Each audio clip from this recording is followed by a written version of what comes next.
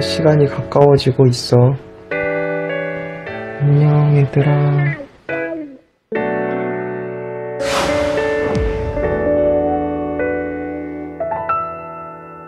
그렇게 싫었니? 웃는 날 보며 말할 만큼 너무 갑자기라 너무. 네, 풍문으로 들어오시오. 시청자 여러분 안녕하십니까? 너무나 갑작스럽고 충격적인 비보를 전해 듣고 저희가 이렇게 갑자기 긴급하게 녹화를 진행하게 됐습니다. 기자분들하고. 바로 지난 월요일이었죠. 가요계뿐만이 아니라 연예계 전체를 슬픔에 빠지게 했던 샤이니 종현 씨 소식인데요. 남현 기자님 전해주시죠. 꽃다운 나이 28살이었습니다. 네. 정말 재능이 많았고 지난 10년간 최정상의 자리에서 많은 사랑을 받았던 샤이니의 멤버 종현이 하늘의 별이 되어 떠났습니다. 네. 너무나 안타까웠던 거는 내년이면 데뷔 10주년이었고 누구보다 밝았던 모습이었기 때문에 저희도 이 소식을 전하는 저도 사실 마음이 굉장히 무겁고 안타까운데요. 소식 전해드리도록 하겠습니다. 일단 사건 당일의 행적에 대해서 알려진 게 있나요? 네, 바로 일주일 전이었습니다. 네. 지난 18일 낮 1시경에 종현 씨가 평소에 자주 가던 레지던스가 있어요. 청담동에 있는 그곳인데 평소에 들렀을 때는 마스크도 끼고 모자도 쓰고 해서 본인임을 눈치채지 못할 정도로 좀 가리는 편이었는데 이날만큼은 마스크도 모자도 쓰지 않고 마치 내가 종현이다라는 것을 그냥 드러내는 듯한 모습으로 등장을 해서 직원들도 굉장히 깜짝 놀랐다고 하고요. 또 체크인을 하고 난 다음에 다시 내려와서 그 앞에 레지던스 앞에 큰 길이 있는데 자신의 차를 끌고 나와서 이렇게 큰 소리로 웅 소리를 내면서 왔다 갔다 몇 번을 했다고 목격자들은 또 전하고 있어요. 그리고 난 다음에 그 레지던스 1층에 있는 편의점을 들르는데 이때가 오후 3시 29분경입니다. 네. 편의점에서 담배 한 갑을 사고요. 그러다가 다시 6분 뒤에 같은 편의점을 들러서 또 다른 물건을 더 산 것으로 전해지는데 그리고 난 다음에 방으로 올라갔습니다. 그게 바로 종현 씨의 마지막 모습이었어요. 그러고는 행적이 묘연해진 건가요? 그 이후에는 종현 씨가 어떻게 해서 발견이 된 거죠? 그러니까 오후 4시 30분경 네. 이제 그 경찰로 전화 신고가 한 건 접수가 됩니다. 네. 동생이 자살할 것 같다라는 그 종현 씨 누나의 누나. 신고였는데요. 오후 6시 10분경 경찰과 119 구조대가 출동을 했지만 네. 이미 종현 씨는 심정지 상태였다고 합니다. 네. 곧장 병원으로 옮겨졌는데요. 6시 32분 종현 씨는 숨을 거두고 말았습니다. 소속사인 SM엔터테인먼트 관계자들 굉장히 충격에 휩싸였다고 해요. 그럼요. 왜냐하면 굉장히 가족적인 분위기 그리고 누구보다 소속 아티스트를 챙기는 것으로 유명한 이 소속사에서 갑자기 제일 먼저 떠난 아티스트잖아요. 네.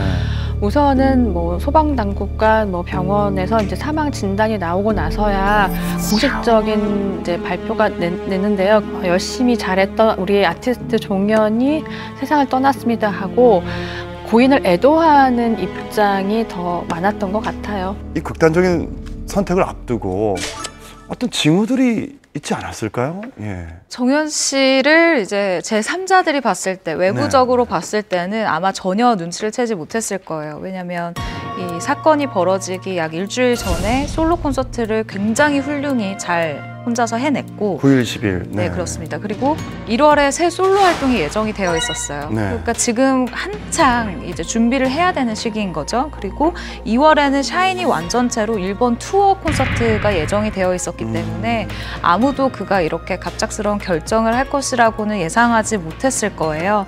그리고 앨범 자켓 사진 그리고 뭐 녹음은 이미 다 맞춰진 상태였고 네. 뮤직비디오 촬영을 앞둔 정도의 상태였으니까요.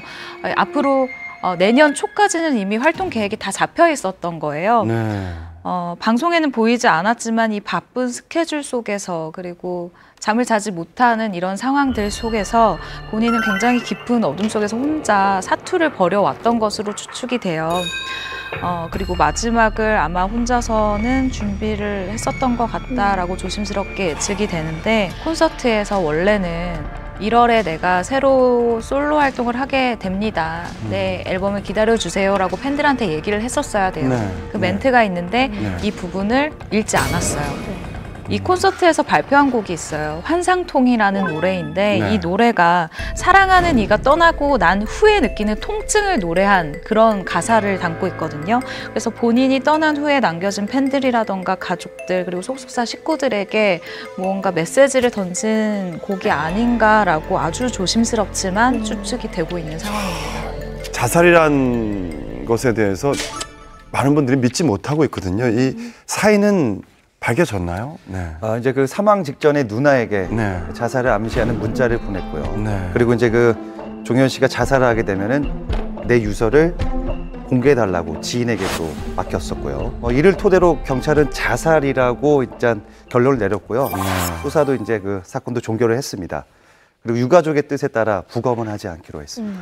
저는 사실은 일하면서 제가 만났었거든요, 예전에. 네. 근데 그때는 예능 프로니까 굉장히 밝고 아니 그 해맑은 모습이었어요. 근데 갑자기 이런 소식을 전하니까 정말 깜짝 놀랐어요. 그리고 지금 일단 환경이 전 세계적인 아이돌이고 실력이 있는 아티스트고 돈과 명예를 갖고 있는 사람이라고 생각을 하잖아요. 근데 왜 이런 극단적인 선택까지 하게 된 걸까요? 예. 종현 씨가 그 최근에 그 SNS 라이브를 통해서 네. 뭐 이런 얘기를 합니다.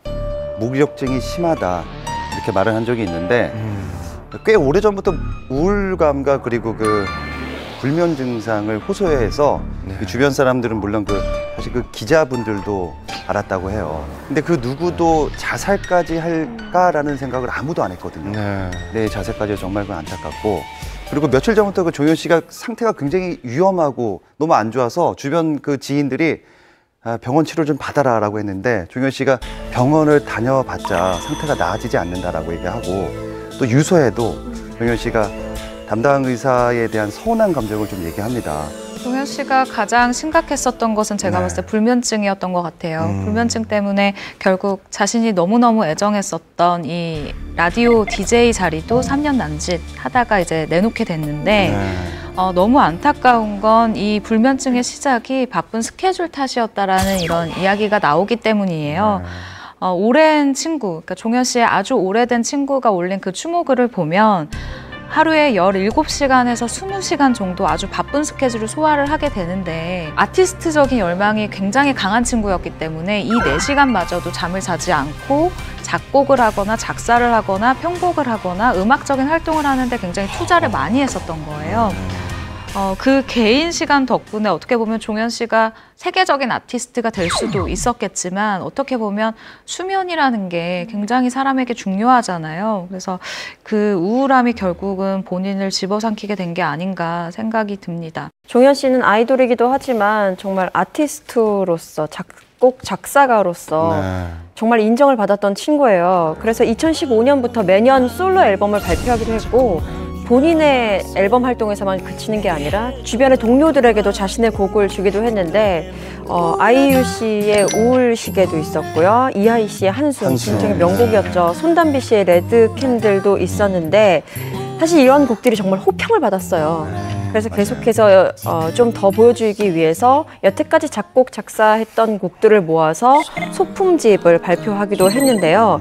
그리고 라디오 DJ로 활동했던 그 푸른밤 종현입니다에서는 많은 청취자들의 사연을 받아서 그것을 곡으로 만드는 작업 또한 했었는데 사실 이것은 그냥 청취자들이나 뭐 일반 대중들이 봤을 때는 아이돌인데도 굉장히 열심히 활동을 하고 열심히 라디오에 임한다라고만 볼 수 있겠지만 사실 매번 그렇게 곡을 만들고 방송을 통해서 보여준다는 것은 완벽주의를 추구하는 종현 입장에서는 엄청난 압박감이었을 거다라는 생각이 들어요. 예. 이 시점에 또 고등학교 때부터 함께 음악 작업을 하던 친구가 있었는데 네. 그 친구가 결혼을 하면서 미국으로 이제 떠나게 됐대요.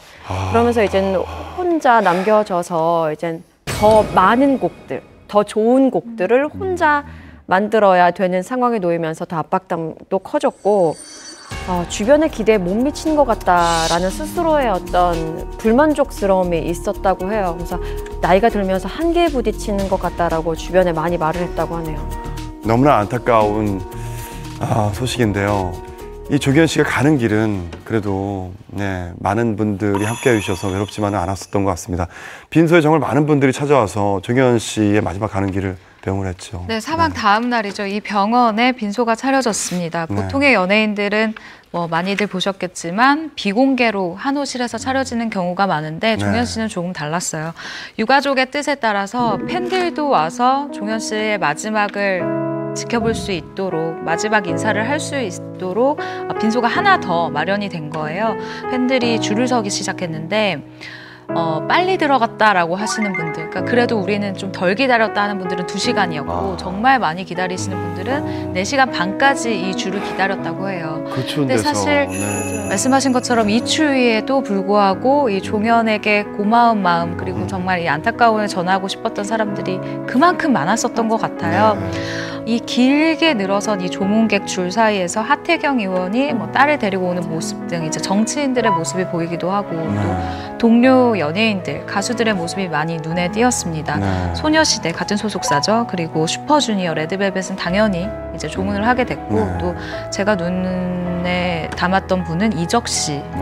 이적 씨도 이제 SNS에 그 추모의 글을 올리기도 했었어요. 그런데 우리가 예상치 못한 분들도 굉장히 많았어요. 네. 예를 들어서 인순이 씨, 이승철 씨, 유희열 씨, 예. 뭐 강호동 씨도 계속 눈물을 흘리는 모습이 보이기도 했는데 정말로 이 그냥 세대를 초월한 그런 인맥들이 있었고 너무나도 슬픈 장소지만 거기에서 다 보여지지 않았나 싶더라고요. 첫날 이제 현장에 가서 느꼈었던 점은 팬들이 좀 달랐어요. 예를 들면 뭐 굉장히 슬퍼하는 팬들도 있고 편지를 가지고 와서 있는 팬들도 있고 이 사실을 믿기 힘들어서 굉장히 망연자실한 모습으로 그 병원 곳곳에 앉아 있는 팬들이 굉장히 많았는데 그들이 절대 무질서하지 않았고 그의 가는 길을 우리가 절대 나쁘게 보여선 안 된다라는 게 보였어요. 이런 얘기를 했는데 꼭 제가 만약에 나가면 이 얘기를 해달라고 한 팬이 한 명이 있어요. 네.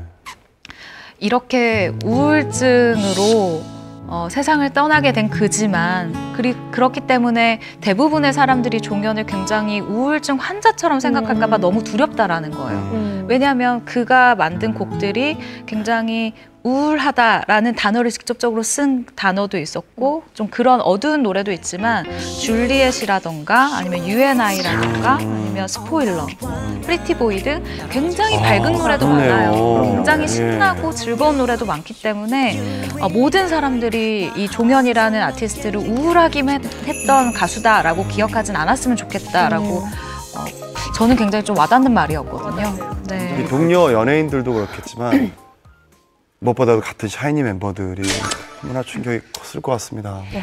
맞습니다. 샤이니의 같은 멤버 민호 씨 같은 경우에는 비보를 듣고 가장 먼저 병원으로 달려온 것으로 전해지고요.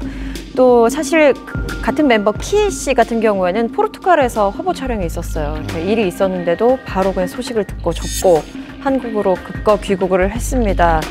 그리고 가장 좀 마음 아팠던 점은 사실 이 빈소에서 상주 역할은 뭐 남자 형제나 네. 남자 친인척 남자들이 보통 하는데 이 종현 씨 같은 경우에는 미혼인데다 남자 형제도 없었던 누나밖에 터라서 없으니까. 네. 네. 네. 그래서 샤이니의 같은 member들이 정말 형제보다 어떻게 보면 더 가까운 존재들이잖아요. 10년을 같이 한 네. 형제죠. 그래서 예. 그 나머지 네 멤버들이 상주 역할을 했어요. 그래서 아이고. 분명히 그들도 엄청 슬펐을 텐데 그 네. 슬픔을 어떻게 추스릴 겨를도 없이 어떻게 보면 그 상주 역할을 하면서 장례 그 절차를 그 책임감 있게 또 수행을 했습니다. 제 지인 중에 이제 종현 씨와 오래전부터 친분이 있어서 이제 네. 빈소를 방문한 사람들이 있었는데요.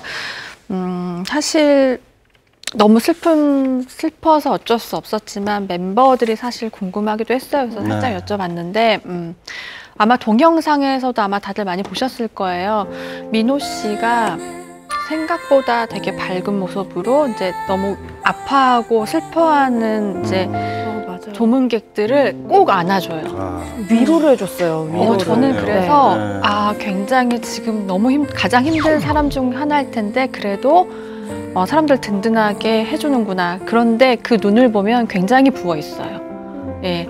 그리고 막내인 태민 씨가 너무 어른스럽게도 가장 걱정했던 부분 중에 한 명이래요. 그렇죠. 막내니까. 예, 근데 막내니까. 예. 너무 어른스럽게 주의를 더 많이 챙겼대요. 저는 그 모습이 지워지지 않는데 종현 씨 발인 때 멤버들이 종현 씨 영정 사진을 앞세우고 운구차 앞으로 나오는 모습이 네. 일단 네. 종현 씨가 이틀간 정말 많은 분들과 인사를 나눴죠. 네. 그리고 21일 오전 8시에 비공개 연결식이 진행이 됐고요. 오전 9시에 발인이 시작이 됐습니다. 네. 명패를 든 민호 씨 굉장히 듬직하게 앞을 먼저 나갔고요. 또 태민, 키, 온유 씨가 슈퍼주니어 member들 그리고 함께 운구를 하는 모습이었어요. 그리고 그 뒤로 소녀시대 멤버들 함께 연습생 시절부터 굉장히 동고동락했었던 그리고 종현 씨가 굉장히 아꼈던 걸로 유명한 태연 씨 그리고 유나, 유리 멤버들도 다 함께 종현의 마지막을 함께 했어요. 그리고 소속사 식구들도 함께 종현의 마지막을 애도를 했는데 장지는 유가족의 뜻에 따라서 알려지지 않았습니다. 네. 발인식 날에 이제 운구를 이제 이동할 때 동영상도 많이 또 보셨을 거예요. 네. 그때 보면요.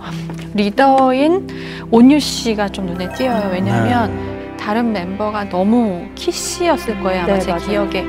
너무 흐느껴서 울고 있을 때 슬쩍 손을 잡아요. 슬쩍 손을 잡은 뒤에 이렇게 안아주는데 뭐라고 속삭이거든요. 근데 맞아요. 그 속삭인 거를 살짝 유추해보면 종현이가 보고 있어. 울지 마.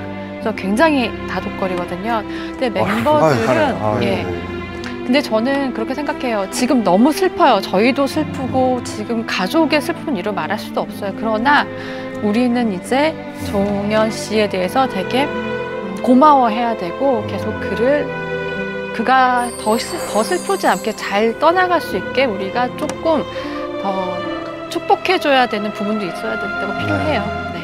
아, 멤버들이 참 어른스럽네요. 네. 어른스럽고 특히나 그 온유 같은 경우에는 어쨌든 리더고 맞잖아요. 그러니까 그 친구가 많이 힘을 내야 될 것 같아요. 예. 종현의 소식을 듣고 급거 귀국했던 키 씨 같은 경우에는 네. 발인까지 다 끝난 다음에 종현 씨에게 보내는 편지를 자신의 SNS에 올리기도 했어요. 그 내용 한마디 한마디가 굉장히 절절했는데요. 좀 읽어드리겠습니다. 네. 형, 나 기범이야. 오늘 형을 보내고 왔는데도 아직 믿기지가 않는다. 그동안 외로웠을 텐데 동생으로서 많은 힘이 되어주지 못해 미안해. 엄마랑 누나는 내 가족처럼 내가 모시고 공경할게.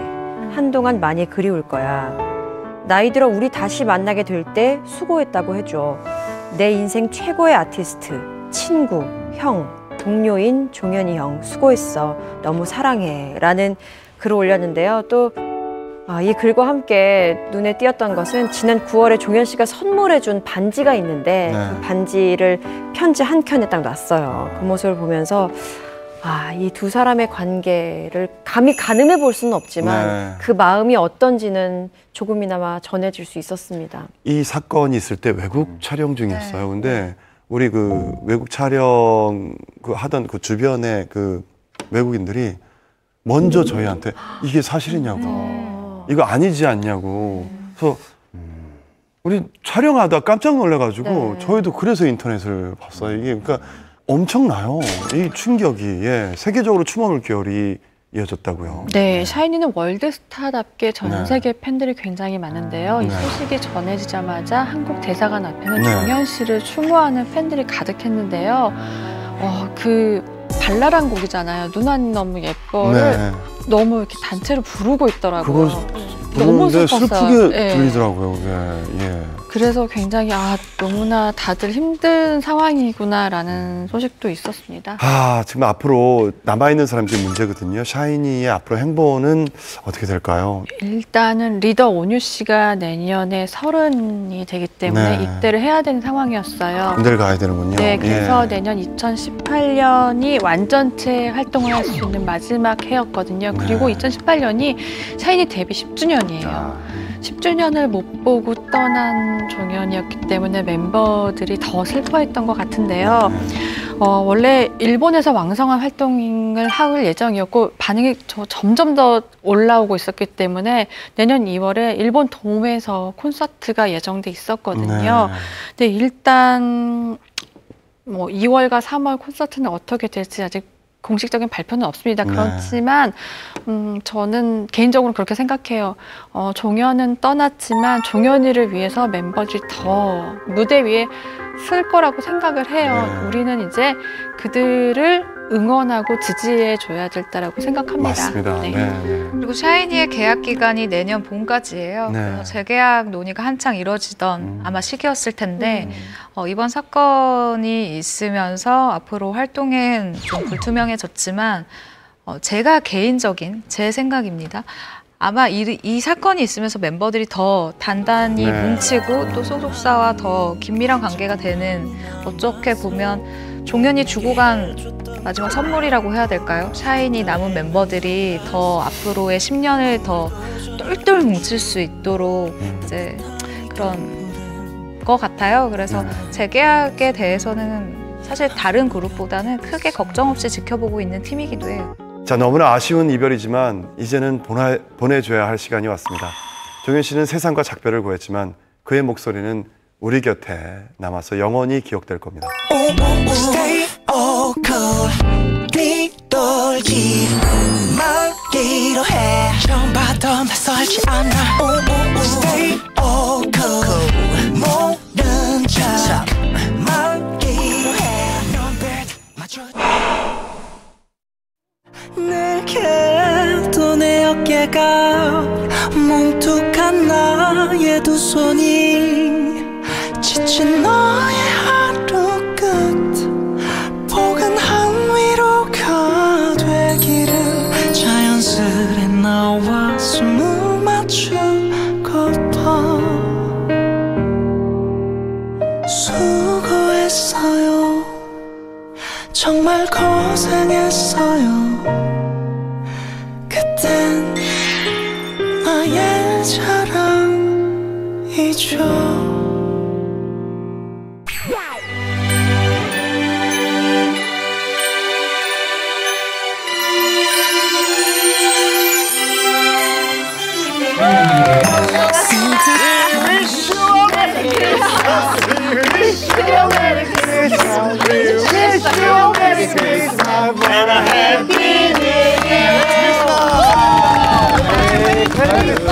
행복한 메리 크리스마스입니다. 예, 그러니까 연말 특집으로 이렇게 풍문쇼에서 만났어요. 연말에 지극히 받는 질문일 텐데 여러분들 가장 오래 기억에 남는 일이 있었다면 어떤 일이 있었나요? 저는 아무래도 어떤 서바이벌 쇼미 나가서 이제 탈락할 때 예선 탈락. 예. 10년 차임에도 불구하고 예선 탈락. 그 용기가 너무 멋졌어요. 정말 멋있어요. 맞아요. 제가 생각해도 예? 닮은 사람 나온다. 아, 스스로도 멋지구나. 제가 생각해도 이 용기는 정말 멋있었어요. 근데 수홍 오빠도 올 한 해 처음으로 음악 프로에 나갔었잖아요. 그렇죠. 소리맘. 제가 거기 나갔다가 뭐 가수들은 몇 년씩 준비해가지고 나가는데 어떻게 갑자기 준비가 나오냐 그러는데 어쨌든 제 돈 투자해서 제 돈 까먹었는데 너무들 욕하지 마세요.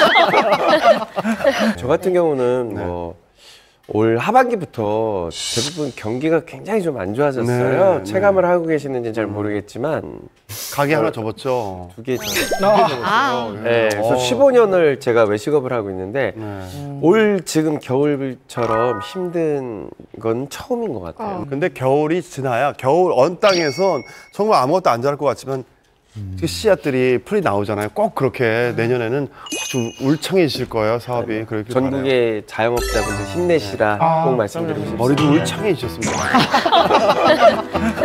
네, 저는 개인적으로 올 한 해가 사건 사고 없이 좀 보냈던 한 해라서 좀 그게 다행이라고 생각을 하는데 올해는 연예계 사건 사고가 참 많았어요. 유독 많았어요. 네. 예. 그래서 오늘 풍문쇼에서는 웃을 일도 울 일도 많았던 2017년 연예계 사건 사고를 키워드로 정했습니다. 자, 연말에 이런 거 해야죠. 한 해를 쫙 정리할 수 있겠네요. 첫 번째 키워드부터 볼까요?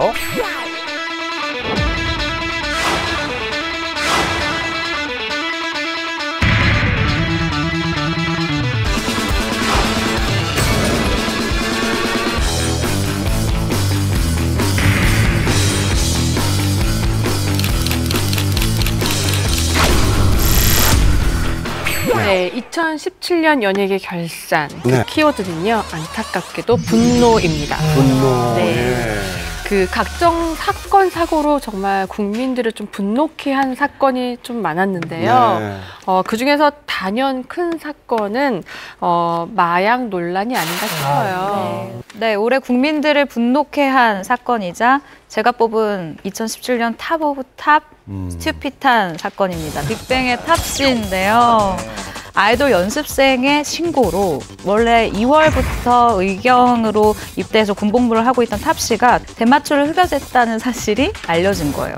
근데 모발 검사를 한 결과 대마초 양성 반응이 나와서 결국 검찰에 넘어가게 됐습니다. 일단 지금까지도 뭐 조금만 SNS에서 이분이 떴다 하면 난리가 나는 분이죠. 바로 한서희 씨.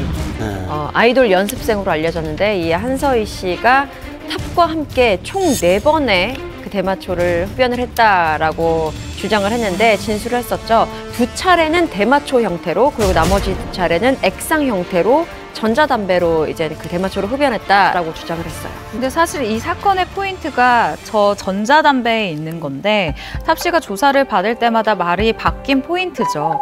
이 계속해서 부인을 했었던 것이 바로 이 전자담배를 이용해서 피우는 액상 대마였습니다. 처음에는 나는 대마초를 흡연하지 않았다. 나는 전자담배만 그냥 피웠을 뿐이다. 대마초는 한서희 혼자 했다라고 이야기를 했는데 검사를 해보니까 대마초 양성 반응이 나온 거죠. 탑씨에게도. 자, 탑씨의 논란이 이게 끝이 아니라면서요? 네. 그 대마초 사건 혐의 이후로 신경안정제 과다 복용으로 갑자기 의식을 잃고 병원에 실려간 뭐 사건이 있기도 했죠. 네, 당시에 정말 기자들 다 그 병원 앞에 가 있고요. 병원 측에서 입장 발표를 했는데요. 그때 당시에 이렇게 구체적으로 이렇게 말했어요. 탑씨 같은 경우에는 신경안정제 과다 복용으로 인한 수면 상태다라고 발표를 했는데요. 이거를 듣고 곧이곧대로 이게 정말 맞을까라는 의구심을 가질 수밖에 없었어요. 그렇죠. 왜냐하면 일단은 탑씨가 수면제를 과다 복용해서 지금 누워있다고 하는 건데 이게 혼자 있었던 공간이 아니에요. 탑씨가 있었던 공간이 자대에서 사람들이 다 있었던 공간인데 과연 누가 이렇게 약을 많이 털어먹는데 그걸 다 보고 가만히 있었을까? 그리고 이미 이 사실이 모두 알려져서 굉장히 심리가 불안했을 상황을 모든 동료들이 다 알고 있었을 거란 말이에요. 누구라도 예의주시했을 것 같은데 이걸 아무것도 몰랐다? 이게 굉장히 좀 의구심이 컸고요. 여기에 탑씨의 어머니가 병원에 현장에 도착했을 때 수면 상태라고 하지 않고 아주 위독한 상태다라고 말을 한 적이 있어요. 그렇기 때문에 굉장히 이게 과연 그 발표가 맞을까? 아주 굉장히 의혹만 계속 커져갔던 상황이었습니다. 요즘 탑씨는 의경에서는 강제 전역을 당하신 걸로 알고 있거든요. 네, 일단 1심에서 징역 10월 그리고 집행유예 2년을 선고받았기 때문에 의경에서 말씀하신 것처럼 강제 전역을 당했다라고 알려져 있지만 이는 사실이 아닙니다. 그래요? 네, 사회복무요원으로 전환이 돼서 현재 집에서 출퇴근을 하고 있는 건데요. 강제 전역 이야기가 나온 배경이 있어요. 일단 의경에서 최승현, 그러니까 이 빅뱅의 멤버 탑씨가 지난 8월 28일자로 의경의 이미지를 실추시켰다는 의미로 이제 강제 전역 처리가 되었다라는 공식 보도 자료를 보낸 거예요.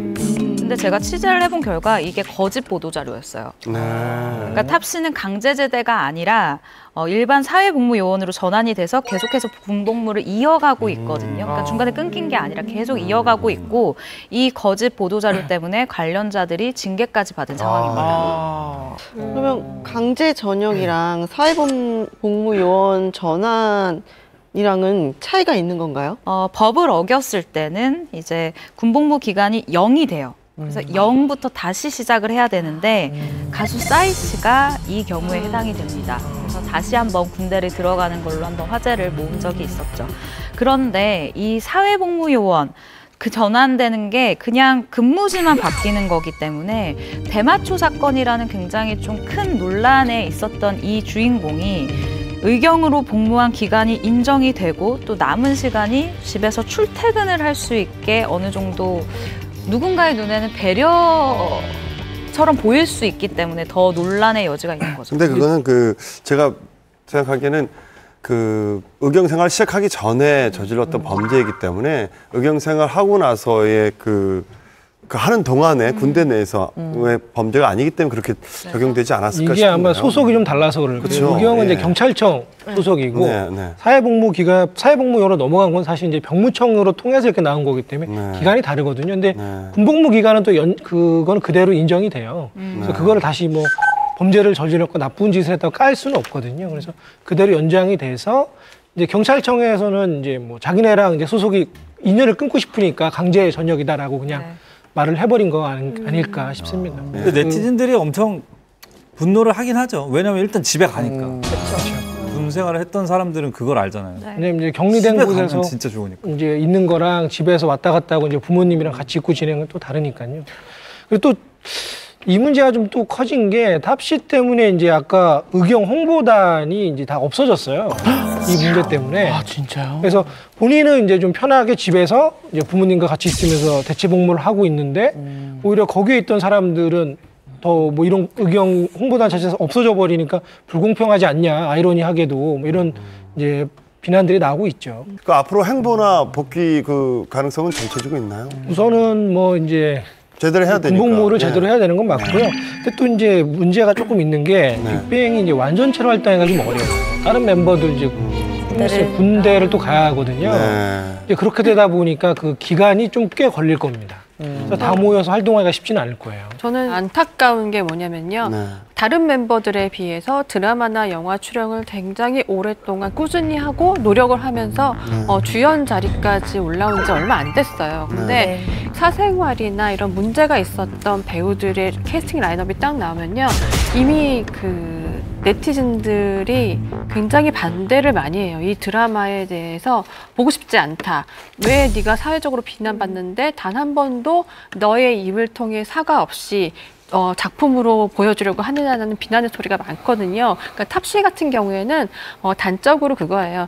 일단 군복무 기간이었기 때문에 직접적으로 이제 본인의 목소리를 못 내고 대신해서 소속사에서 입장을 밝힌 거였는데요. 아마 모든 기간이 다 군복무 기간이 끝나면 아마도 그럼요. 네, 네. 다른 연예인들이 밟았던 전철을 똑같이 밟아야겠죠. 그러니까 일단 사과를 먼저 하고 그 자숙 기간 어느 정도의 그 자숙 기간을 갖는 다음에 다시 처음부터 시작해야 될 것 같아요. 네, 네. 자, 올해 마약으로 가장 위기를 맞이한 스타 하면요. 이분이 또 아닐까 싶어요. 일단은 이 마약 사건 같은 경우는 지난 11월에 알려졌는데요. 네. 그룹 10cm의 멤버 윤철종 씨가 네. 지인의 집에서 2차례 대마초를 피운 혐의로 올 5월에 비밀 검찰 조사를 받았습니다. 그 결과 징역 6개월, 집행유예 2년의 선고를 받았는데요.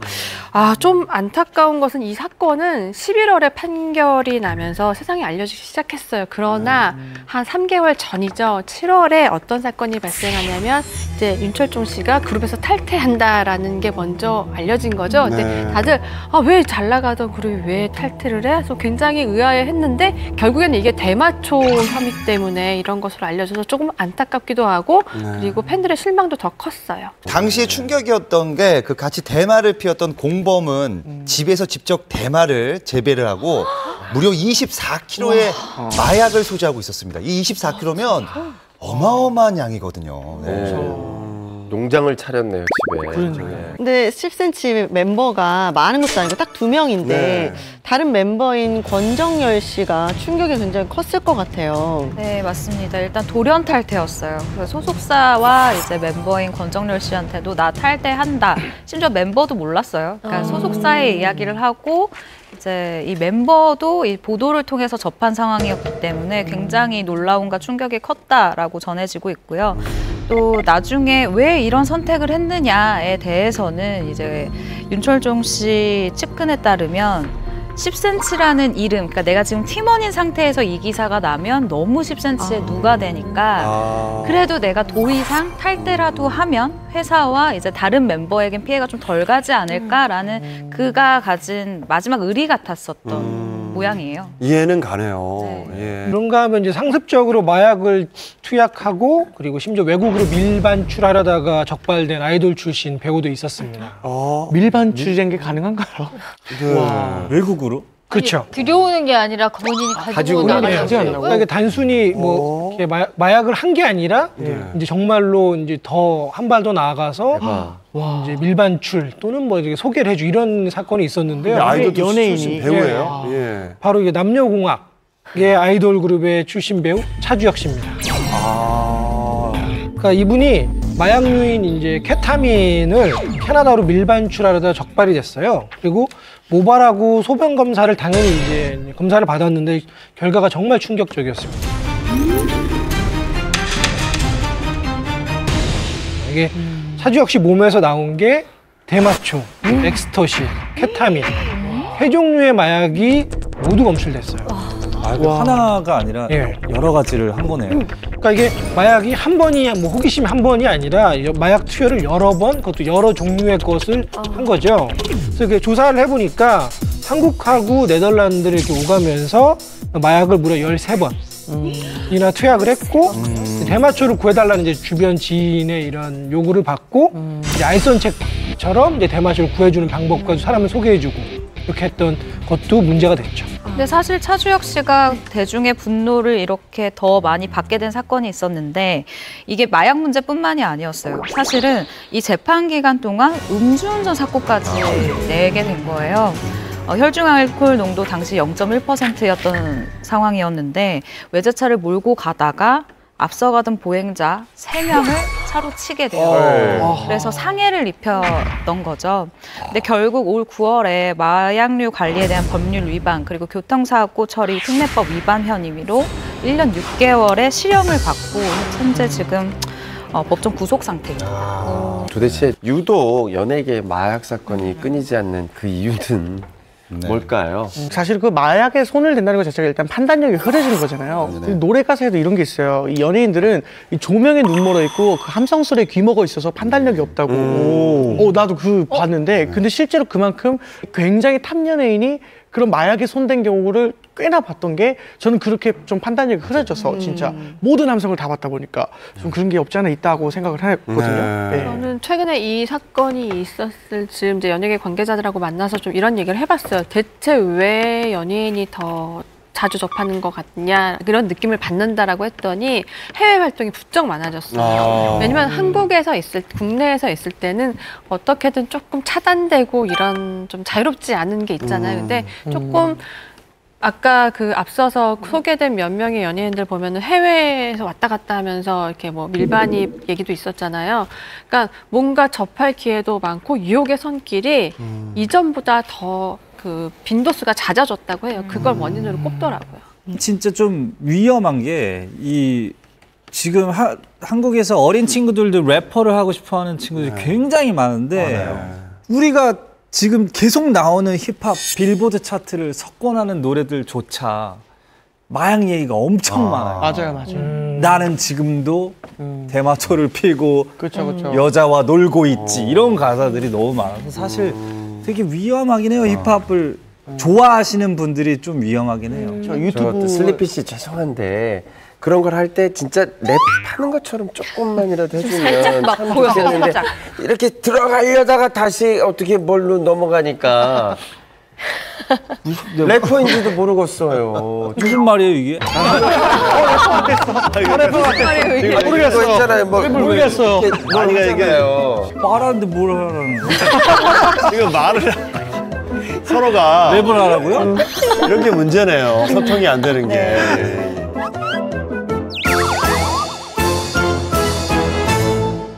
네, 그런가 하면 올해는 군대 논란도 많았죠. 예, 바로 배우 유아인 씨입니다. 네. 입대를 반복적으로 미루고 여러 차례 이제 신체 검사, 재검을 받으면서 입대를 미뤄서 병역 기피가 아니냐라는 의혹을 좀 많이 받았어요. 그런데 결과적으로는 골육종. 이것 때문에 결국 군 면제를 받았는데 재검을 5번 받았어요. 사실 되게 오랫동안 많이 받은 건데요. 많은 사람들이 쾌유를 빌면서 응원을 많이 해줬습니다. 그런데 유아인 씨는 팔 부상이 예전에 있었는데 그게 또 이제 문제가 됐었어요. 처음에 다친 게 그 영화 깡철이 촬영할 때인데 액션씬이 있었는데 거기서 팔 부상을 당한 거죠.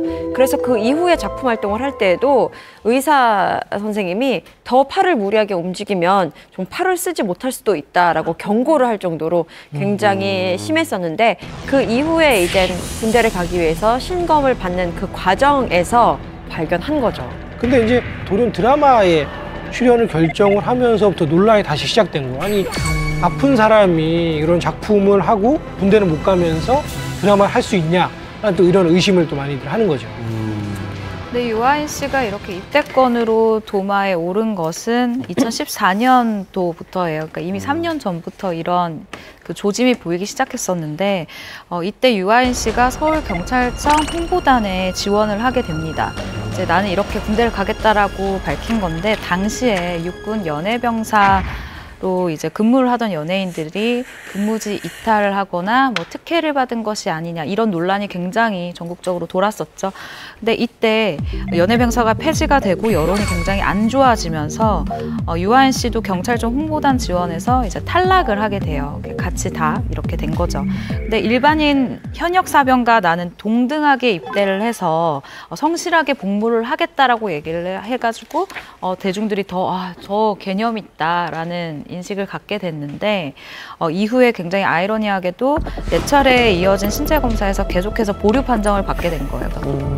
네, 유한 씨는 최근에 어떻게 지내고 계신가요?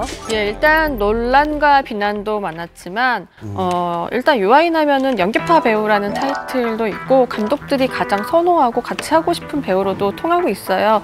일단은 그 사이에 그 이창동 감독의 영화 신작이 있거든요. 버닝이라는 작품을 내년에 개봉 예정이고요. 그리고 최근에 영화 국가부도의 날이라고요. 김혜수 씨와 함께 출연하기로 캐스팅이 확정이 돼서요. 곧 촬영에 들어갈 예정입니다. 네.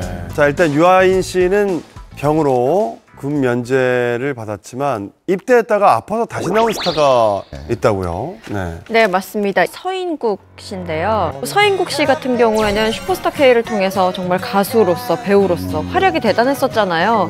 그러다가 군대에 들어갔는데 입소 4일 만에 골연골병변이라는 걸로 진단을 받으면서 퇴소했습니다. 서인국 씨도 제가 굉장히 좋아하는 배우 중에 한 명인데 요즘도 또 군 문제 때문에 시끄럽다고 하더라고요. 네, 그렇죠. 서인국 씨 하면 2009년에 슈퍼스타 K로 정말 오디션 프로그램에서 잘 되면 어떻게 되는지를 보여준 아주 대표적인 예라고 할 수 있는데 거기에서 우승을 한 뒤로 가수로서 당연히 활약도 했었고 드라마 사랑비 그리고 응답하라 1997에서 최고였죠. 정말 배우로서도 이 사람이 끼가 있는 사람이구나 싶었었어요. 그러다가 지난 3월에 함께 걸어라는 곡을 발표를 했어요.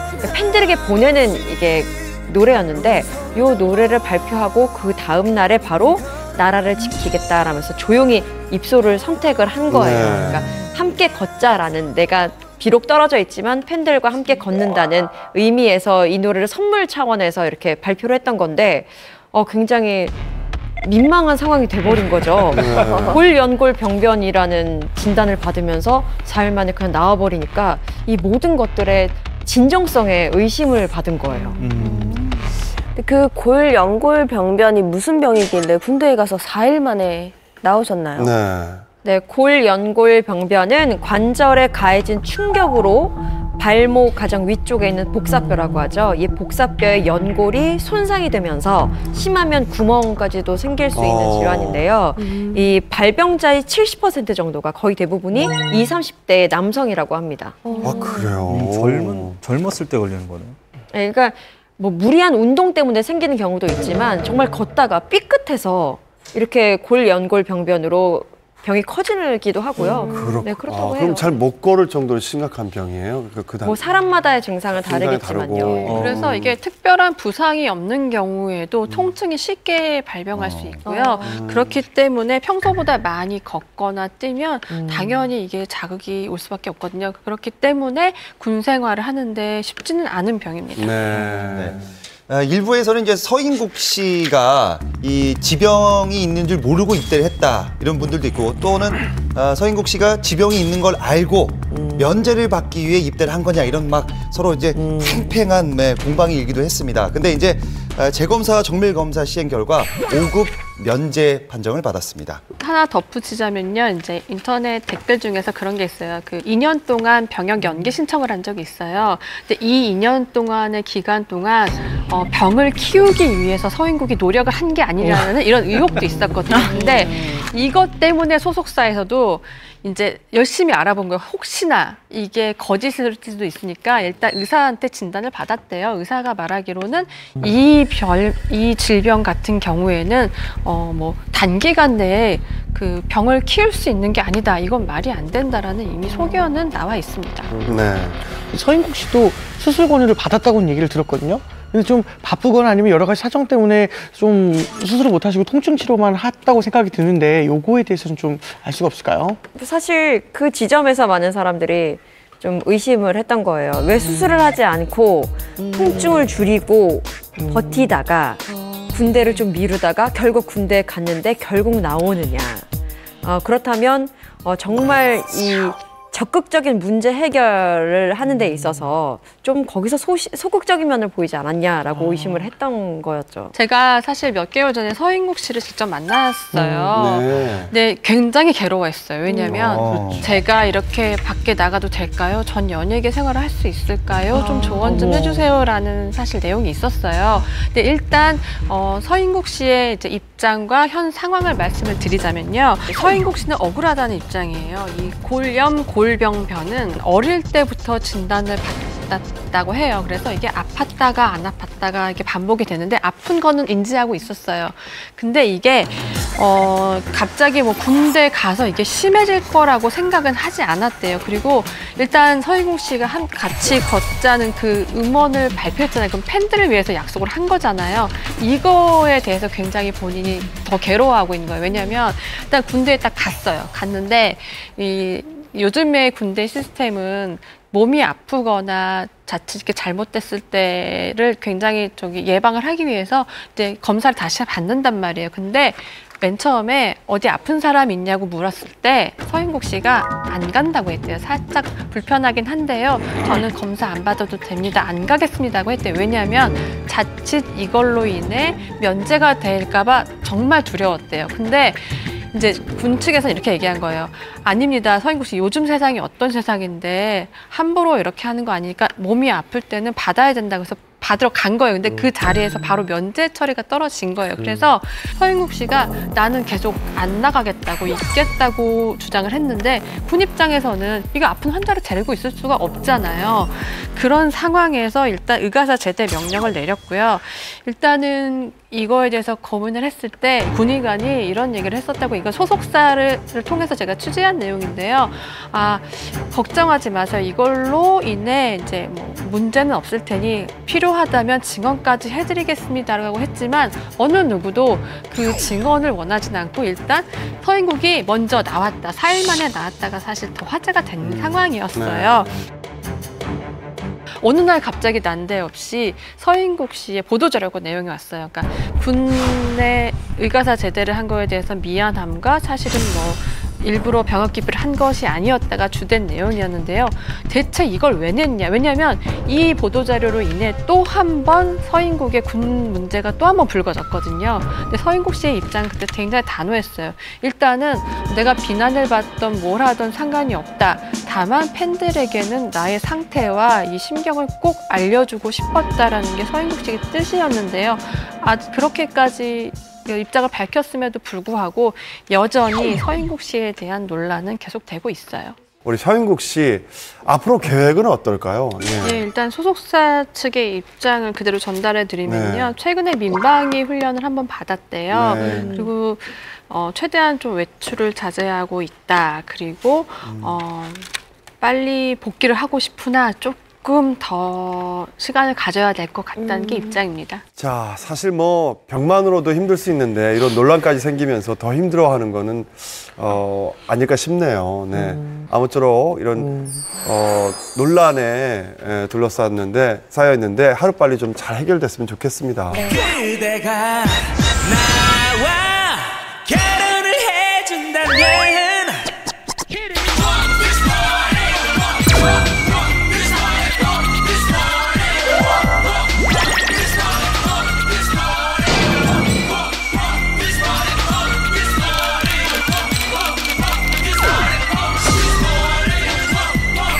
자, 앞에 무거운 얘기들을 했는데 오늘이 이 사랑 가득한 크리스마스 아니겠습니까? 네. 좀 분위기를 다시 좀 끌어올려서요. 두 번째는 크리스마스와 잘 어울리는 키워드죠. 네, 2017년 두 번째 키워드는 바로 LOVE. 사랑입니다. 이제 완전히 다른 분위기가 되네요. 예. 스타들의 결혼이 유난히 많았던 올 한 해 가장 두드러진 결혼 트렌드가 뭐라고 생각하세요? 힌트는 베이비, 베이비, 베이비. 잘한다. 노래 잘하시네. 혼수죠, 혼수. 힌트가 베이비예요? 네, 혼수, 혼수. 혼수네. 웨이브네요. 네, 바로 혼전 임신인데요. 최근에 배우 김예령 씨의 딸 김수현 씨가 야구 선수 윤성민 씨와 이제 결혼을 했죠. 근데 아이들을 낳고 1년 만에 결혼식을 올리게 된 거라 더욱 큰 화제를 모았었는데 올 한 해는 이 두 사람처럼 유난히 혼전 임신 이후에 이제 결혼식을 올리는 부부들이 굉장히 많았습니다. 네. 예, 근데 몇 년 전까지만 해도 이 혼전 임신하면 연예인들 난리 났었습니다. 네, 절대 맞아요. 아니다. 비밀이었죠. 예, 맞아요. 만약에 기사를 썼어요. 아니다. 끝까지 네. 부인했는데 사실 이게 되게 좋은 일이잖아요. 그걸 가지고 또 뭐라고 할 수도 없습니다. 그런데 그럼요. 이 저출산 국가에 그쵸. 큰일 하는 분들인데. 그래서 나중에 네. 몇몇 연예인들 같은 경우에는 뭐 일찍 나왔다라고 얘기를 한 적이 있었는데요. 이건 사실 과거 얘기고요. 요즘에는 뭐 드라마 소재로도 많이 나오잖아요. 그럼요. 그냥 임신 자체로도 축복의 시대가 축하해 됐어요. 줄 일이죠. 그럼요. 제가 스타부부의 이제 특종을 한번 올해 잡은 적이 있었는데요. 너무너무 예쁜 선남 선녀 커플입니다. 바로 이동건, 조윤희 씨 부부인데. 아, 그 특종을 하셨어요? 그러니까 특종이 굉장히 많죠. 이분들의 특종이. 근데 그 중에 하나가 이제 이분들이 사실 결혼 전에 조윤희 씨가 하와이에서 화보 촬영을 하는 그런 기회가 있었어요. 근데 이때 이동건 씨가 사랑꾼답게 내 여자친구를 따라가겠다 이래가지고 그 화보 촬영 스케줄이 방해되지 않은 선에서 따라가게 된 거예요.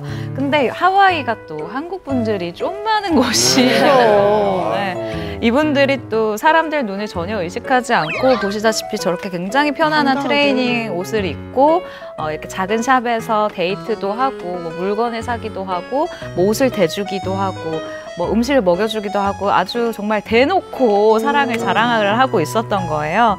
네, 부럽더라고요. 결론은 부러운 거예요. 이동건 이제 조윤희 씨가 이제 드라마 월계수 양복점 신사들에서 만나서 3개월 만에 결혼했으니까 좀 빨리 진짜 초스피드로 한 거죠. 임신까지 했으니까. 이제 저희는 뭐 안 그렇지만 어르신들은 그래도 보통 한 1년은 만나봐야 되지 않느냐 이런 경우도 많아요. 근데 좀 빠르게 결혼을 진행했잖아요. 그래서 양가 어른들도 약간 당황하지는 않으셨을까 하는 생각도 좀 드네요. 나이들은 뵀는데 그쵸. 결혼 나이들이. 네. 제가 아는 분이 이동건 씨 집과 이제 친한 분이어서 이야기를 들을 수 있었는데 일단 이동건 씨 집에서 이 조윤희 씨를 너무너무 반겼다고 합니다. 실제로 조윤희 씨랑 인터뷰를 해보고 제가 받은 느낌은 같은 여잔데도 보호 본능을 일으키는 여자다. 굉장히 길고 하얀데 여리여리하고 말도 조근조근 예쁘게 해서 나도 저런 모습을 담고 싶다라는 생각을 하게 하는 그런 여성이었거든요. 나도 길고 하얀데. 저도 길고 하얗고 보호 본능. 그렇군요. 그래. 죄송합니다. 네. 근데 이동건 씨가 기본적으로 일단 좀 나이가 있잖아요. 나이가 있어서 빨리 결혼을 해야 되는데라고 좀 걱정하던 차에 너무너무 예쁜 며느리를 얻게 된 거죠. 근데 이 예쁜 며느리가 더 예쁜 혼수까지 해오니까 너무 예뻐하지 않을 수 없다라고 이야기를 하셨고요. 또 9월에 비공개로 올린 결혼식이 있었잖아요. 이때도 이제 며느리 배가 좀 불러있는 상태였는데 그때도 이제 본인 이제 하객분들을 보면 우리 손주라고 너무 예쁜 며느리다. 너무 예쁜 손주가 나올 것 같다고 진짜 잇몸 미소를 보이셨다고 하시고 두 분이 워낙 선남 선녀시니까 아이도 너무 예쁠 것 같아요. 그래서 너무 기대돼요. 빨리 보고 싶어요. 네, 일단 공주님이라고 하고요. 태명은 호빵이라고 합니다. 그 월계수 양복점에서 극 중에서도 임신을 해요, 두 사람이. 그때 자꾸 호빵이 먹고 싶다고 그래서 그때 세 명이 호빵이에요. 극 중에서 호빵이어서 실제로도. 아니, 두 분 사이에 협박이 안 어울리다 했는데. 얼마나 따뜻한 아이까. 사실은 이제 혼전 임신을 공개해가지고 이렇게까지 축복받으신 분들 많이 없어요. 왜냐면 이분들은 공개를 했는데 진짜 플러스 효과가 많았어요. 당당하게 이렇게 공개를 하신 다음에 광고를 찍었어요. 사실 이렇게 혼전 임신 상태로 광고를 찍는 일이 거의 없거든요. 자동차 광고, 심지어 자동차 광고를 찍었어요. 그래서 태명은 호빵인데 밖에 나가서 만두를 사오는 이런 광고를 찍었죠. 네. 그래서 근데 이 광고가 엄청나게 반응이 좋았습니다. 진짜 이 광고는 완전히 제대로 효과 보고 대박이 났다.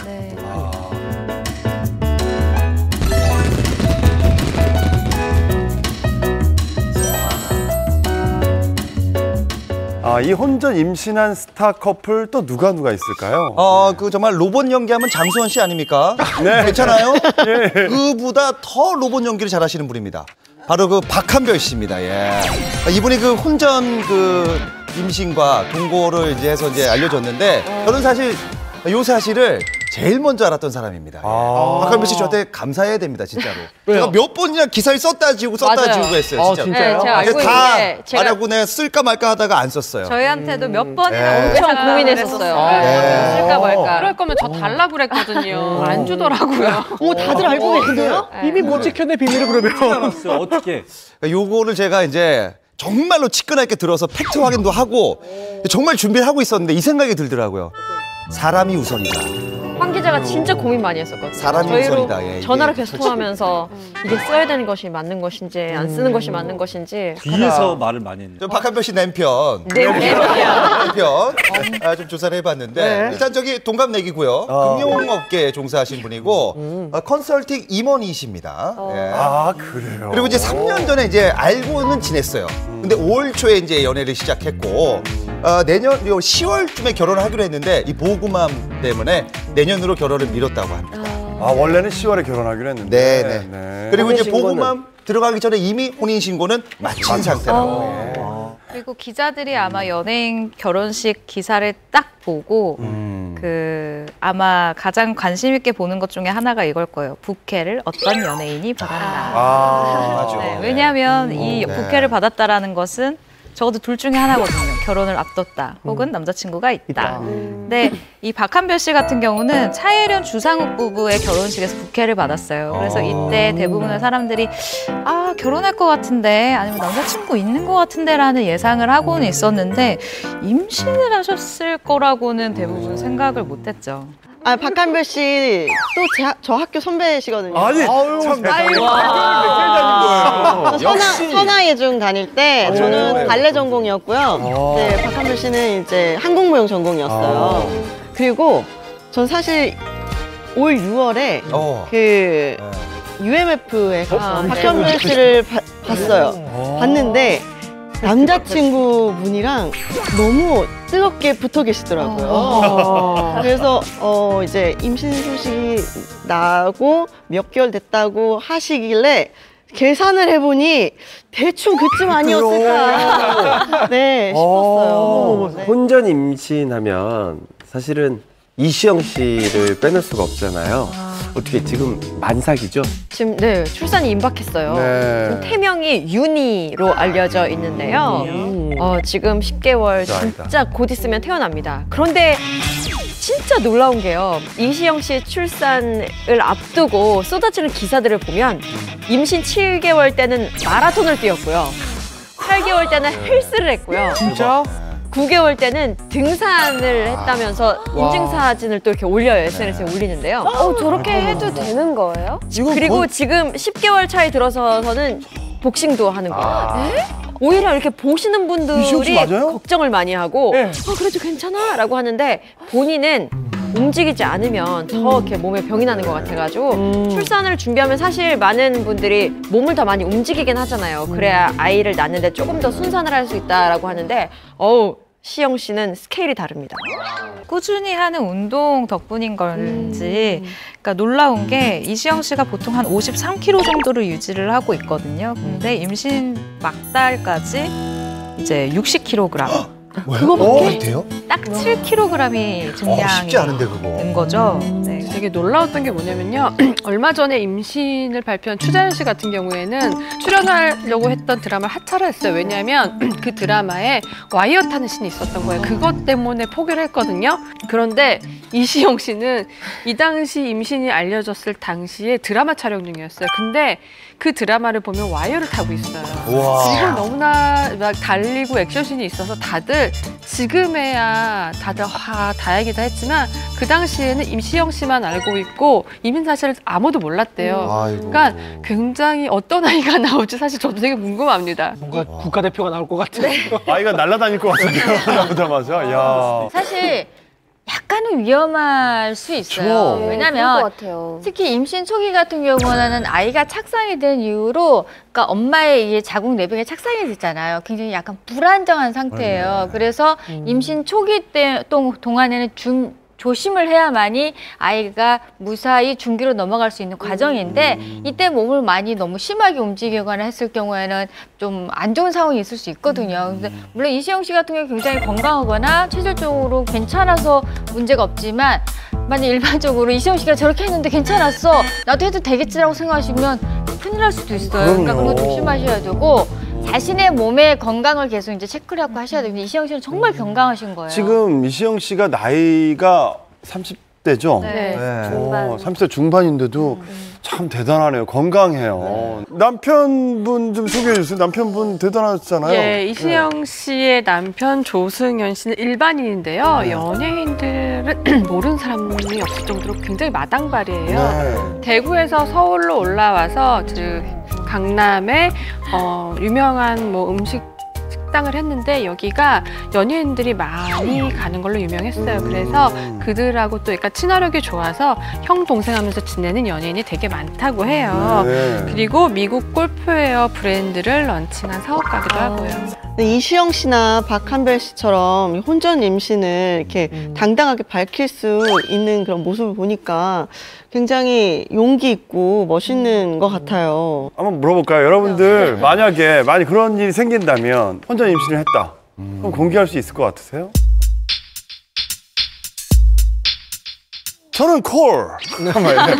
저도 완전 콜. 네. 성인이고 본인이 책임질 수 있는 나이면 당연히 해야죠. 박하나 씨도 이런 일이라면은 공개하시겠어요? 작품 하는 중에 이렇게 예쁜 아이를 어떻게 얘기할 수가 없다 내가 처녀한테. 근데 저는 할 것 같아요. 왜냐면 정말 요즘 아이 낳기가 힘드니까 마지막 아이 좀 슬프지만 마지막 아이 생길지 모르는 아이. 그래서 저는 무조건 아이가 생기면 낳을 거예요.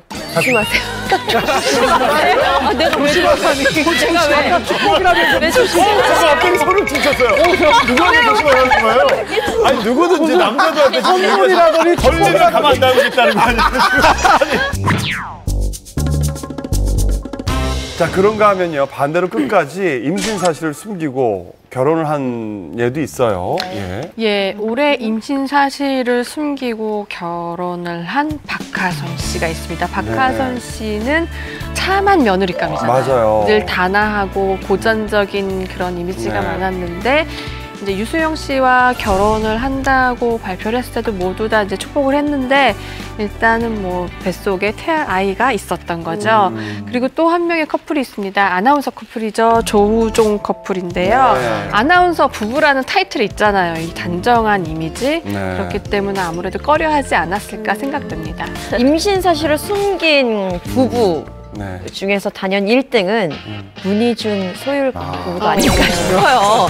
왜냐면요, 결혼 3개월 만에 출산을 했어요. 정말 사실 그 결혼식장에 그때 이제 인사를 하는 그때도 결혼식 3개월 만에 애를 낳았으니까 그때는 거의 이미 만삭이었던 거죠. 7개월 이쯤 됐을 때니까. 근데 그때도 티가 잘 나지 않았던 것이 사실이고.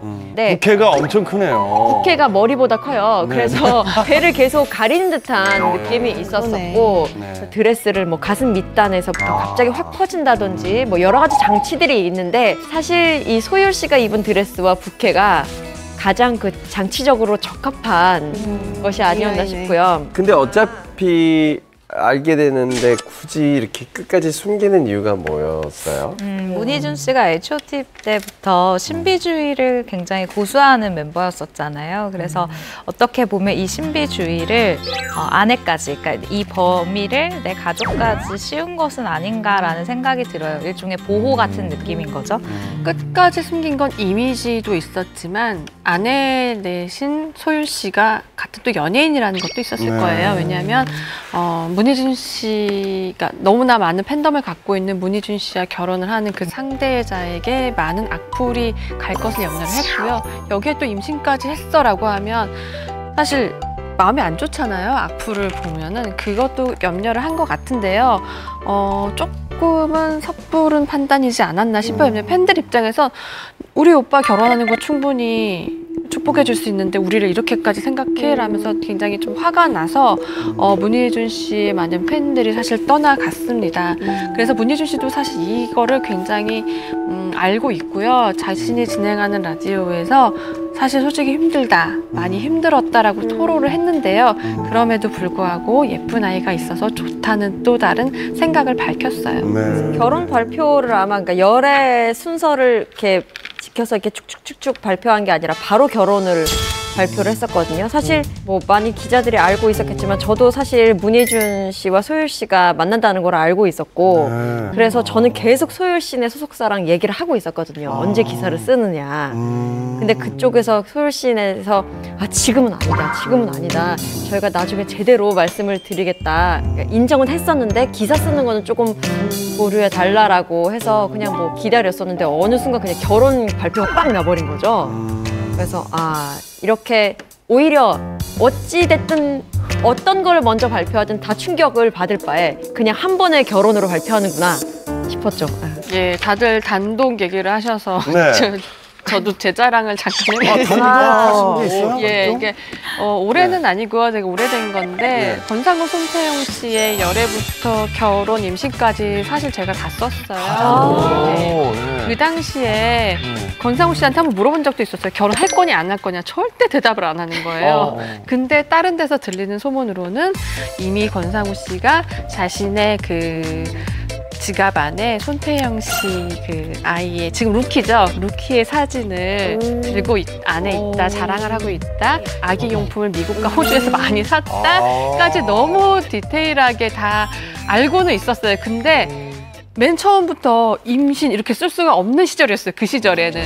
그래서 일단 열애를 썼는데 새벽 2시에 저한테 전화를 걸어서 막 욕을 하는 거예요. 저는 정말 몰랐어요. 그 시절에 권상우 씨한테 정말 중요한 시기였던 거예요. 뭐냐면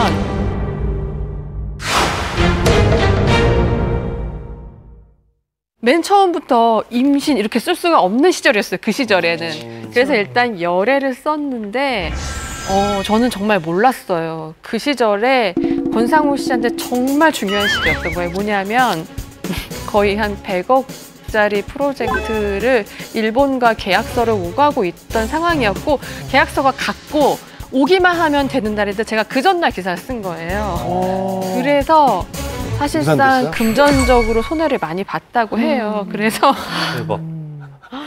저 그 당시에 어떤 일이 있었냐면 이제 같이 그 당시에 일을 보던 매니저분이 한 몇 년이 흘러서 새벽 2시에 저한테 전화를 걸어서 욕을 하는 거예요. 그러니까 저한테 너무 쌓였던 거예요. 그때 너무 힘들었대요. 마음이 너무 힘들었대요. 왜 그래? 그 기사를 써서. 근데 너무 친한 사이예요. 친한 사이여서. 기사를 쓰지. 제가 단 친구예요. 예. 궁금한 건 또 하나.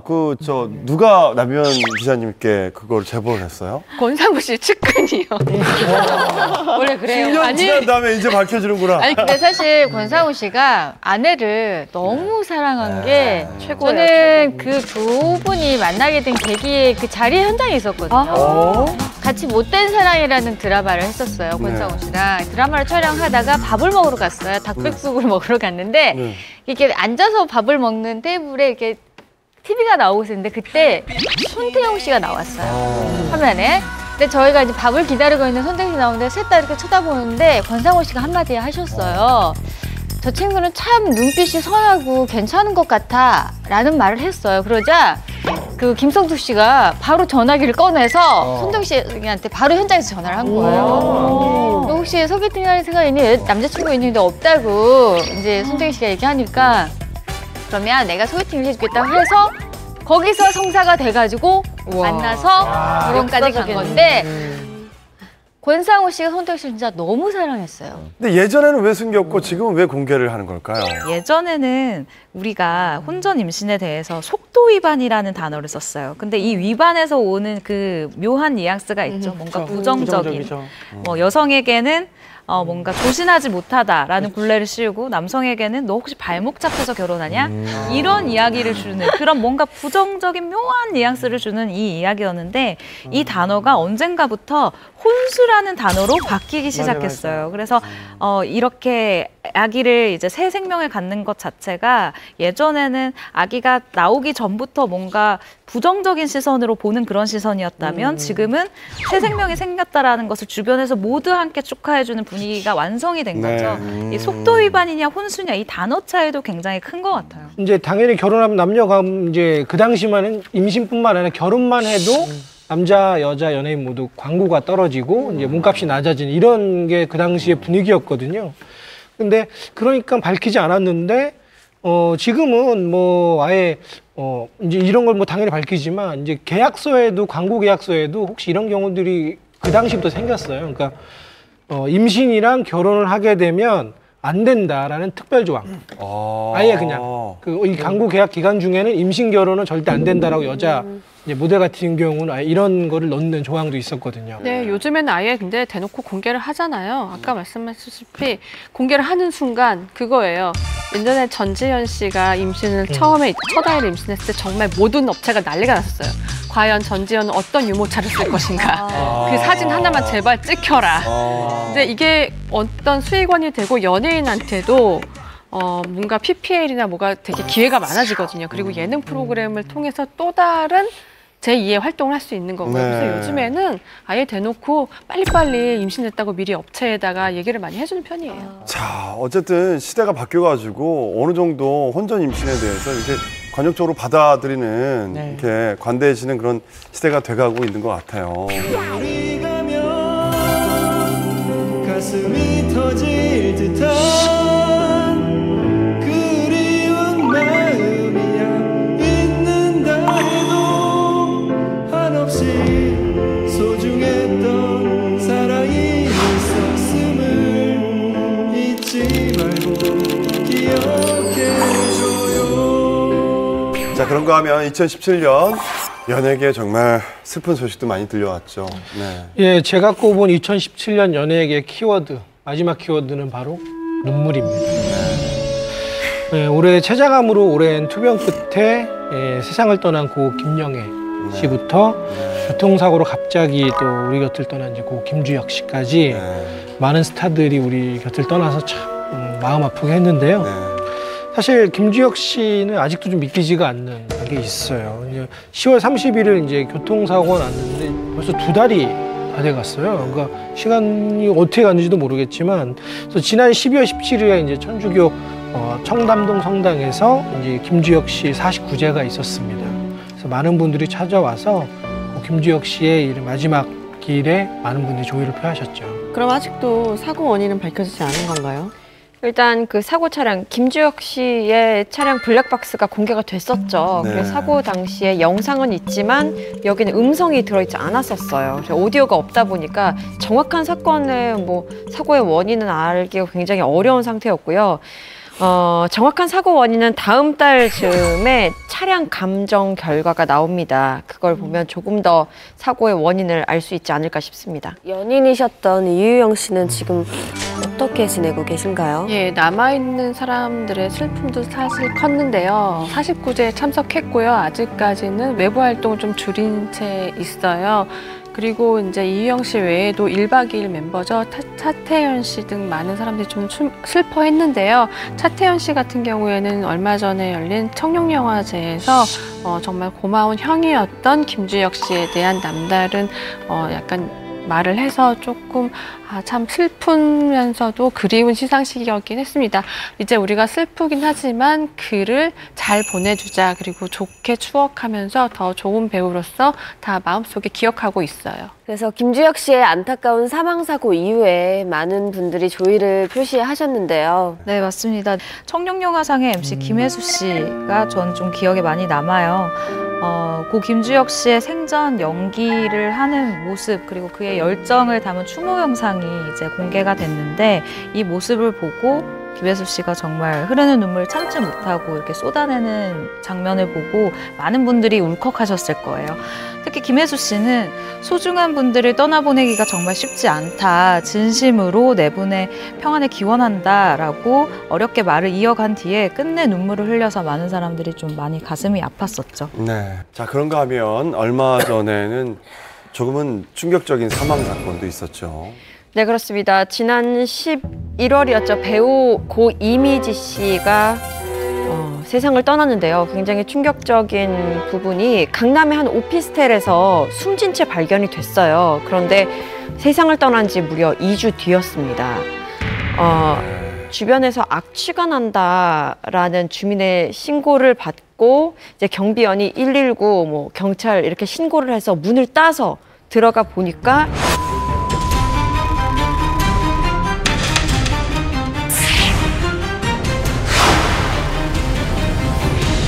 주변에서 악취가 난다라는 주민의 신고를 받고 이제 경비원이 119, 뭐 경찰 이렇게 신고를 해서 문을 따서 들어가 보니까 이미지 씨가 사망한 채로 발견이 된 거죠. 무려 2주가 지난 상태였고요. 사실 드라마나 영화를 통해서 굉장히 도회적인 이미지, 때로는 순박한 이미지로 다방면의 그 활약을 보여줬던 배우인데 이렇게 죽음을 맞이한 모습에 많이 충격이었습니다. 돌아가신 지 2주가 된 후에 발견을 했단 말이죠. 네.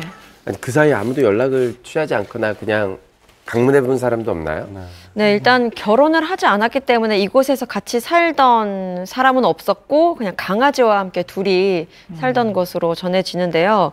CCTV를 분석해 보니까 집으로 들어가는 마지막 그 고인의 그 생전 모습이 11월 8일입니다. 그러니까 고인이 사망을 확인하기 17일 전에 그 모습이 마지막 모습이었고요. 그 고 이미지 씨의 전화기에 이렇게 남겨진 수신했던 그 전화도 2주 전이었어요. 고 이미지 씨는 어떤 배우였나요? 네, 올해 향년 58세, 그러니까 너무 이른 사망 소식이었죠. 79년 MBC 공채 탤런트 11기로 연기를 시작을 하고 이제 입사 소식을 알리게 됐는데 조선왕조 500년, 그리고 서울의 달, 파랑새는 있다, 육남매, 태조왕군 등 굉장히 굵직굵직한 작품에 출연을 하면서 그런 개성 있는 모습을 많이 보여주셨어요. 주변에서는 이제 좀 조용하고 굉장히 좀 평화로운 성격의 그 소유자였다라고 추억을 하고 있습니다. 이제 그 MBC 육남매에서 이제 슈퍼 아줌마, 짱구 엄마로 굉장히 그 이미지가 좋았단 말이에요. 톡톡 튀는 연기를 했었고. 이분은 평소에 그 평판이 되게 좋았습니다. 예, 다들 뭐 너무 착하시고 좋다. 근데 이분은 성격이 너무 내성적이었다고 그래요. 그래서 정말 친한 사람이 아닌 이상은 전화를 잘 하지 않는 그런 또 배우기였다고 합니다. 그러면 경제적으로도 많이 힘드셨나요? 또 최근에 작품 수가 계속 줄어가는 모습이었기 때문에 경제적으로 좀 어렵지 않았나라는 추측이 이어지고는 있어요. 근데 고인의 마지막 작품이 이제 태진아 씨와 함께 한 연기 활동이거든요. 근데 이 작품을 시작으로 이제 다시 한번 열심히 활발히 활동을 하려고 하던 차에 이런 일이 벌어져서 좀 참 안타까운 상황입니다. 이제 제가 듣기로는 이제 7년 전에 이제 뭐 크게 사기를 한번 당한 적은 있지만 현재 뭐 외제차도 있었고요. 강남에 오피스텔도 있었고 골프를 하는 거 보면은 그렇게 많이 힘들지는 않았다라고 저는 알고 있습니다. 저는 이 고인의 마지막 작품을 같이 했어요. 우연히. 네. 근데 TV에서 많이 배우던 선배님이긴 했는데 되게 조용하셨어요. 근데 이제 아들의 결혼을 반대하는 굉장히 강건한 어머니 역할로 나오셨거든요. 그래서 그때 되게 건강해 보이셨거든요. 그래서 이 소식을 듣고 또 고독사라고 하니까 조금 너무 슬펐어요. 그러니까 어디가 아프셨었나요? 어떻게 된 건가요? 예, 직접적인 사안은 그 신장 쇼크인데요. 신장 쇼크 같은 경우에는 콩팥 기능이 떨어져서 칼륨이나 인 등 그 몸속 전해질이나 노폐물을 못 걸러내서 쇼크가 오는 거거든요. 그러니까 어떤 식이냐면요. 심장이 지나치게 빨리 뛰거나 부정맥으로 인해 단기간에 사망에 이르는 굉장히 치명적인 병이라고 할 수 있습니다. 그리고 가족의 증언에 따르면요. 고 이미지 씨가 평소에도 신장이 좀 안 좋아서 치료를 받은 병력이 있다고 합니다. 갑자기 돌아가신 거네요. 네. 이제 그 3개월 전에 개그맨 정철규 씨가 이제 브랑카 씨가 오랜만에 이렇게 같이 술을 먹을 자리가 생겼나 봐요. 이미지 씨하고.